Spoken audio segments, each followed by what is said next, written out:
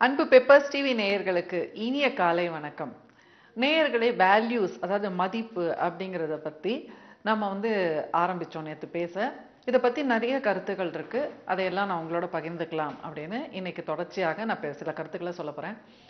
இப்போ சமூக மதிப்பு அப்படிங்கிறது எதுக்காக உருவாகுது அப்படிங்கிறதுக்கு புரிஞ்சுக்கிறதுக்கு அடிப்படையில் நாம் ஒன்று தெரிஞ்சுக்கணும். மனிதர்கள், பொருள், அதுக்கப்புறம் சில செயல்பாடுகள், இது மூணுத்தும் தனித்தனியாக பார்க்க கற்றுக்கணும். எல்லாத்தையும் போட்டு குழப்பினோம்னா அப்போ நம்மளுக்கும் குழப்பமாயிடும். மனிதர்கள் அப்படின்னு வரும்பொழுது ஒரு மனிதனை நல்லவன் இல்லை கெட்டவன் அப்படிங்கிறது நிச்சயமாக நம்ம மனதில் ஏற்பட்டுடும். இது தவிர்க்கவே முடியாதது. இப்போ ஒரு மனிதன் மேல நம்மளுக்கு மதிப்பு கூடிச்சு. எப்போ மதிப்பு கூடும்? அவன் செய்யக்கூடிய செயல்கள் மற்றவர்களுக்கு நன்மை கொடுக்கும் பொழுது, ஒரு சமூகத்துக்கு நன்மை கொடுக்கும் பொழுது அப்போ நமக்கு அவர்கள் மேல ஒரு மதிப்பு வரும். அவங்க செய்யற செயல் பாதிக்கிறபடிமா இருந்ததுன்னா நிச்சயமா நம்ம பழி போடுவோம். ஸோ இந்த மாதிரி ஒரு பாராட்டுதல், பழி போடுதல், இதற்காக தான் ஃபர்ஸ்ட் ஒரு வேல்யூ அப்படிங்கிறது ஒரு எத்திக்ஸ், நெறி அப்படிங்கிறத சார்ந்துதான் ஒரு மனிதனுக்கு வேல்யூஸ். அடுத்தது பார்த்தீங்கன்னா, நேற்று நான் ஆரம்பித்தேன் பொருட்களை பற்றி. பொருட்களை பொறுத்த வரைக்கும் என்னன்னா உபயோகப்படுத்துதல் தான். இப்போ உபயோகப்படுத்தும் பொழுது நமக்கு ஒரு சுகம் வரும். இப்போ காசு கொடுத்து ஒரு பொருள் வாங்குறோம். அப்போ நம்மளுக்கு அதை உபயோகப்படுத்தும் போது சில அனுபவிப்போம். ஸோ அந்த மாதிரி சுகங்கள் வரும். சிலது காசு கொடுத்து பொருள் வாங்கி நம்மளுக்கு துன்பமும் வரும். ஸோ இப்போ இந்த மாதிரி ஒரு பொருளை அனுபவிக்கும் பொழுது அதில் நன்மை வருது, தீமை வருது. அதை பொறுத்து தான் அந்த பொருள் நல்லதா கெட்டதா அப்படிங்கிறது. ஏன்னா இப்போ சிலது அனுபவிக்கும் போது நல்லா இருக்கும், ஆனால் உங்களுக்கு லாங் டேர்ம்ல கெடுதல் வரும். இப்போ ஒரு உதாரணத்துக்கு சிகரெட்னு எடுத்துக்கங்க. இப்போ சிகரெட் குடிக்க வேண்டாம்னு அட்வர்டைஸ்மெண்ட் பண்ணிட்டே தான் இருக்காங்க. குடியை கெடுக்கும் அப்படின்னு சொல்லிட்டே தான் இருக்காங்க. இருந்தாலும் பல பேர் புகைப்பிடிக்கிறாங்க, பல பேர் குடிக்கிறாங்க. எதனால? அவங்களுக்கு அதுல ஏதோ ஒரு சிறிய இன்பம் கிடைக்குது. அதுதான் சிற்று இன்பம் அப்படின்னாங்க. இப்ப அடுத்தது என்னன்னாக்கா, இப்ப இதையெல்லாம் பண்ணாக்கா கேன்சர் வரும், இல்ல லிவர் ப்ராப்ளம் வரும் அப்படின்னு தெரிஞ்சாக்கா என்ன நினைக்கிறாங்க? சரி, வந்ததுன்னா காசு கொடுத்து சரி பண்ணிக்கலாம் அப்படிங்கிற ஒரு நினைப்பு கூட பல பேருக்கு இருக்கு. அது பல சமயம் உண்மையா கூட ஆகுது இல்லைங்களா? இப்போ உடனே அதை ட்ரீட்மெண்ட்காக ஒரு கேன்சர் இதுவும் ஆரம்பிச்சிடுறாங்க. இப்போ இதையெல்லாம் பார்த்தீங்கன்னா பொருட்களுடைய உபயோகத்தினால வரக்கூடிய விளைவுகள். இப்போ இதை வச்சுதான் இந்த பொருளை உபயோகப்படுத்துவதனால நன்மையா தீமையா? இப்போ நிறைய காசு பணம் இருக்கு, கோடிக்கணக்கில் பணம் இருக்கு. அடுத்தது ஒரு விஞ்ஞான டெவலப்மெண்ட் நல்லா ஆயிருக்கு. அப்போ அவங்களுக்கு மனசுல நல்ல துணிச்சலும் இருக்கு. இப்போ கேன்சர் வந்தா பார்த்துக்கலாம், வந்தாலும் நான் செலவு பண்ணிப்பேன் அப்படிங்கிற ஒரு இது இருக்குன்னா, அப்போ அவர் குடிச்சாலும் சிகரெட் பிடிச்சாலும் யாரும் ரொம்ப பெருசா அதை பத்தி கவலைப்பட மாட்டாங்க. இப்ப குடும்பத்துல ஒருத்தர் டெய்லி சம்பாதிக்கிறதே ஒரு 300 ரூபாய். அப்ப அவர் ஒரு நாளைக்கு 500 ரூபாய்க்கு குடிக்கிறாருன்னா அப்ப நிச்சயமாக அது ஒரு கெடுதல் தான் இல்லைங்களா? எல்லாமே கெடுதல் தான். பட் இது அதிகப்படியான கெடுதல். ஏன்னா இது மற்றவங்களுக்கும் பெரிய துன்பத்தை கொடுக்கறது. இப்போ ஒரு நாளைக்கு லட்ச ரூபாய் சம்பாதிக்கிறவரு ஒரு 500 ரூபாய்க்கு குடிக்கிறாருன்னா அதுவும் கெடுதல் தான். ஆனா அட்லீஸ்ட் மற்றவங்களுக்கு அது கெடுதல். அவரோட வயிறு கெடப்போகுது, அவரோட ஹெல்த் கெடப்போகுது. இப்போ இப்படிதான் நாம அணுகணும். இப்போ ஒரு பொருளை உபயோகிக்கும் போது அது கெடுதலா நல்லதா அப்படிங்கிறத இப்படித்தான் அணுகணும். ஆனால் மாரல் அப்படிங்கிற வேல்யூ அப்படிங்கிறத பார்க்கும் பொழுது 2 பேர் செய்வதுமே தவறுதான். இப்ப அந்த பணக்கார அப்பாவோட பிள்ளைகளும் என்ன நினைப்பாங்க? குடிக்கிற அப்பா குடிக்கிறாங்க அப்படிங்கிற போது அவங்களுக்கு அது ஒரு இதை கத்துக்கிறாங்க. அதே மாதிரி ஒரு ஏழையோட பிள்ளைகள் என்ன பண்ணுவாங்க? அப்பா குடிக்கிறாங்கன்னா அது அந்த ஒரு பிஹேவியரை எக்ஸ்போஸ் ஆறாங்க. சரியா? அப்ப மாரல் அப்படிங்கிறத பொறுத்த வரைக்கும் இந்த ஏழை பணக்காரன், சாதி, மதம் இதையெல்லாம் சார்ந்தது இல்லை. ஒவ்வொருத்தருடைய நடத்தை, அந்த நடத்தைக்கான அந்த மதிப்பு எப்படி கூடுது, தனி மனிதனுக்கு மதிப்பு எப்படி கூடுது அப்படிங்கிறத பொறுத்து தான் மாரல்.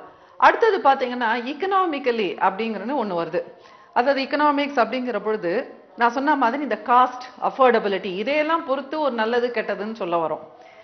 இப்ப பாருங்க, சில பேர் ஆர்குமெண்ட் வைக்கிறாங்க. என்ன சொல்றாங்கன்னா, நேச்சுரலா இருக்கிறத நம்ம அலோ பண்ணலாம். அப்ப அகெயின்ஸ்ட் நேச்சர் நடக்கும் பொழுது அது நம்ம ஏன் தடுக்கிறீங்க? இப்போ ஒருத்தவங்களுக்கு சுபாவத்திலேயே இப்படி தோணும் பொழுது அவங்க செய்யறாங்க. அப்படி இருக்கும்போது நீங்க சட்டம், சமூகம் அப்படின்னு தான் சொல்லிட்டு அவங்கள ஏன் குற்றப்படுத்துறீங்க, குறைப்படுத்துறீங்க அப்படின்னு சொல்லிட்டு இன்னைக்கு பலவிதமான விவாதங்கள்லாம் வருது. இப்போ ஒரு விவாதத்துக்காக நான் சொல்றேன். இப்ப இயற்கையில அந்த காலத்துல மனிதன் என்ன பண்ணா? இயற்கையில கிடைக்கிறத சாப்பிட்டான். அதுக்கப்புறம் இயற்கையிலே நம்ம உடம்புல ஏதாவது ஒரு மால் ஃபங்க்ஷனிங் ஆச்சுன்னா சரியாக செய்யல, நமக்குள்ள இருக்கக்கூடிய பார்ட்ஸ், நம்ம மெஷின்குள்ள, நம்ம உடம்பும் ஒரு இயந்திரம் தான், அந்த இயந்திரத்துக்குள்ள இருக்கக்கூடிய உறுப்புகள் ஏதாவது பழுது அடைஞ்சதுன்னா என்ன பண்ணும்னா தானாவே சரி செய்துக்கும். அதனாலதான் இந்த ஜுரம், வாந்தி, வயிற்றுப்போக்கு எல்லாம் எதனாலனா அந்த நமக்குள்ள இருக்கிற கிருமிகளை வந்து நம்ம உடம்புல இருந்து வெளியேற்றக்கூடிய ஒரு யுத்தி. அது வந்து ஒரு இயற்கையான ஒரு யுத்தி. இப்போ விஞ்ஞானம் வளர வளர என்னாச்சு, அந்த காலத்துல வந்து இருப்பாங்க, இருக்கிற வரைக்கும் இருப்பாங்க, அப்புறம் இறந்து போயிடுவாங்க. மத்தபடி இந்த நோயோட போராடி இவங்களை காப்பாத்தி தான் ஆகணும் அப்படின்லாம் யாரும் முயற்சி செய்யல. அப்புறம் சிறிது சிறிதாக தான் மனிதன் வந்து இந்தந்த மூலிகை சாப்பிட்டாக்கா இப்படி இப்படி ஒரு குணம் வருது அப்படின்னு சொல்லி தான் ஃபர்ஸ்ட் ஆரம்பிச்சாங்க. அதுக்கப்புறம் தான் அந்த மூலிகையில இருந்து மருந்துகளை வந்து எடுக்க ஆரம்பிச்சாங்க. இன்னைக்கு வந்து அலோபதியில வந்து ஒரு இது பண்றாங்கன்னா, இப்ப அலோபதியில ஒரு விட்டமின் சி ஒரு டேப்லெட்ல இருக்கு அப்படின்னா, அப்ப அந்த விட்டமின் சி அப்படிங்கிறது வந்து ஒரு உணவுகள்லயும் இருக்கு. ஆனா இதை வந்து ஒரு ரசாயனமாக அவங்க தயாரிச்சு அது வந்து ஒரு ரசாயன பொருளாக கொடுக்கறது தான் வந்து இந்த மாத்திரைகள். இது வந்து நேச்சுரலா கிடைக்கிறது, அவ்வளவுதான் வித்தியாசம். ஏன்னா உங்களுக்கு வந்து நேச்சுரலா கிடைக்கும் போது எக்கச்சக்கமா சாப்பிடணும். இப்ப நமக்கு உடம்புக்கு தேவையான ஒரு சராசரியான விட்டமின் சி டெஃபிஷியன்சி இருக்கிறவங்களுக்கு வேணும்னா 7 லிட்டர் பால் குடிக்கணும் அப்படின்றாங்க.